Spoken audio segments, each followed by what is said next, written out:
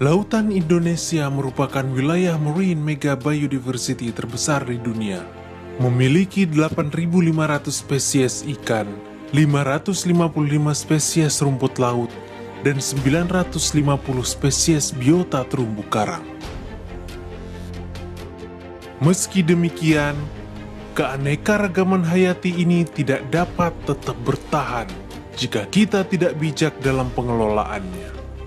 Sekitar 25% perikanan dunia saat ini ditangkap secara berlebihan. Kementerian Kelautan dan Perikanan melalui Rencana Aksi Nasional menetapkan sejumlah spesies laut terancam punah ke dalam prioritas konservasi nasional. Di antaranya adalah dugong. Dugong adalah sejenis mamalia laut yang merupakan salah satu anggota Sirenia atau sapi laut yang masih bertahan hidup dan mampu mencapai usia 22-25 tahun. Dugong menjadi hewan buruan selama beribu-ribu tahun karena daging dan minyaknya. Siklus hidup yang panjang, angka kelahiran yang rendah, serta laju kerusakan lamun di Indonesia berkontribusi terhadap meningkatnya ancaman kepunahan dugong. Termasuk hewan purba karena telah ada di bumi ini selama lebih dari 150 juta tahun lamanya.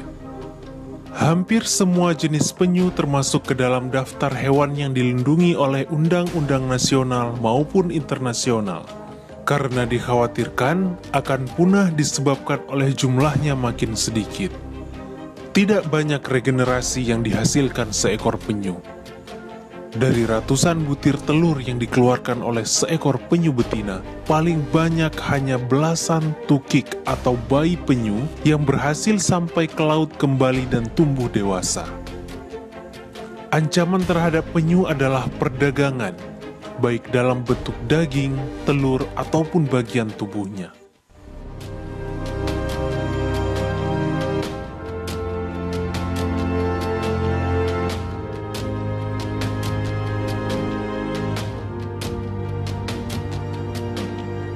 Paus tergolong mamalia laut dengan tubuh yang besar. Ancaman utamanya adalah perburuan untuk diambil daging dan minyaknya yang mahal, tabrakan dengan kapal, serta kerusakan laut akibat sampah dan global warming. Pada tanggal 19 November 2018, kematian seekor paus sperma sepanjang 9,6 meter dengan 5,9 kg plastik di perutnya. Parimanta. Populasi parimanta dianggap dekat dengan bahaya karena tingginya kejahatan perikanan dan kondisi laut yang semakin terpolusi. Rasio kelahiran mereka rendah. Jumlah anakan yang dihasilkan hanya 1 hingga 2 ekor untuk setiap kali reproduksi, dengan periode reproduksi 2-5 tahun. Pari gergaji. Populasi ikan ini makin berkurang akibat kian kecilnya habitat hidup mereka, seiring makin bertambahnya populasi manusia. Di samping itu, mereka kerap diburu oleh para kolektor ikan secara tidak bertanggung jawab. Bahkan penduduk setempat masih sering menangkapnya karena dianggap sebagai predator ikan-ikan lain.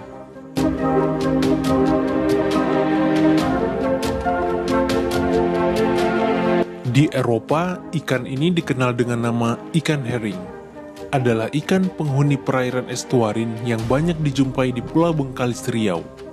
Populasinya saat ini sangat menurun, bahkan sedikit sekali yang dapat ditangkap oleh nelayan. Hal ini disebabkan penangkapan secara terus-menerus terhadap terubuk guna diambil telurnya. Harga jual telur ikan terubuk kering bahkan mencapai Rp2.500.000 per kilogramnya. Populasi kuda laut terancam karena penangkapan yang berlebihan. Kuda laut dimanfaatkan pada herbologi tradisional Tiongkok, dan sebanyak 20 juta kuda laut telah ditangkap setiap tahunnya untuk keperluan ini. Padahal, impor-ekspor kuda laut telah diatur dalam CITES sejak 15 Mei 2004 yang lalu. Teripang biasa dikenal juga dengan timun laut. Untuk pasar internasional, teripang diperdagangkan sebagai bahan pangan karena nilai gizi dan rasa yang lezat.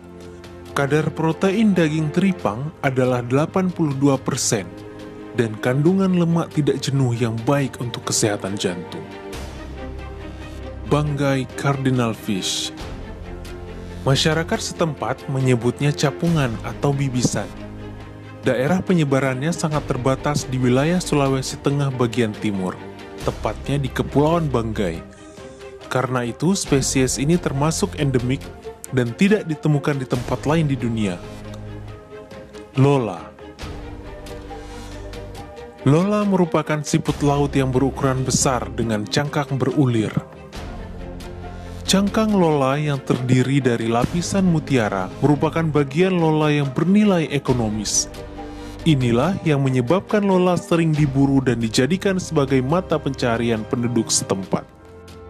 Bambu laut merupakan salah satu jenis karang lunak yang banyak tumbuh di Indonesia, khususnya di bagian Sulawesi, Maluku, dan Papua. Bambu laut banyak dimanfaatkan sebagai bahan farmasi karena banyak mengandung kolagen dan senyawa protein. Karang hias. Pada tahun 2018, 36,18% terumbu karang alam Indonesia dalam status rusak. Karang masuk ke dalam daftar Appendix 2, yang artinya walaupun dalam perdagangan internasionalnya adalah legal, namun perdagangannya harus dikontrol secara ketat untuk mencegah terjadinya eksploitasi yang dapat mengakibatkan punahnya jenis-jenis karang tersebut. Ikan sidat. Perairan Indonesia menjadi salah satu tempat di dunia yang menjadi lokasi berkembang biak ikan sidat. Ikan tersebut memiliki rupa seperti belut sawah dan bisa hidup di perairan tawar maupun asin.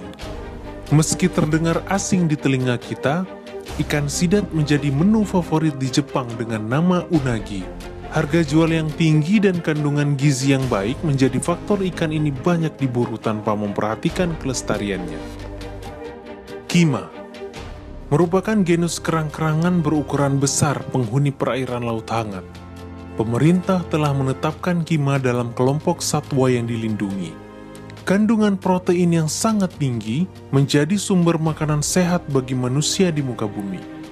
Maka tidak heran bila kima menjadi bahan makanan yang sangat mahal dan sering dijadikan menu khusus di restoran-restoran mewah. Hiu memiliki karakter biologis yang spesifik seperti berumur panjang, fekunditas rendah, jumlah anakan sedikit, lambat dalam mencapai matang kelamin dan pertumbuhannya lambat. Sehingga, sekali terjadi overeksploitasi, sangat sulit bagi populasinya untuk kembali pulih. Tingginya harga sirip hiu di pasaran makin meningkatkan perburuan hiu dan mengancam kelestarian stoknya di alam. Ikan Napoleon. Ikan Napoleon atau biasanya disebut Napoleon race atau Humphead race adalah salah satu komoditas unggulan yang memiliki nilai ekonomis tinggi. Di Beijing, ikan yang berasal dari Indonesia dengan ukuran 1,5 hingga 2,5 kg dihargai hingga $320 per kilogram. Akibat dampak penangkapan berlebih untuk perdagangan ikan karang hidup, ikan Napoleon mengalami penurunan populasinya di alam. Penangkapan ikan Napoleon umumnya menggunakan racun sianida dan merusak ekosistem terumbu karang. Ikan Napoleon merupakan ikan yang memerlukan waktu lama untuk mencapai usia matang reproduktif. Ikan Napoleon di negara Malaysia dan Filipina sudah tidak boleh ditangkap dan diperdagangkan, dan Australia melarang semua aktivitas mengambil dan memiliki ikan Napoleon.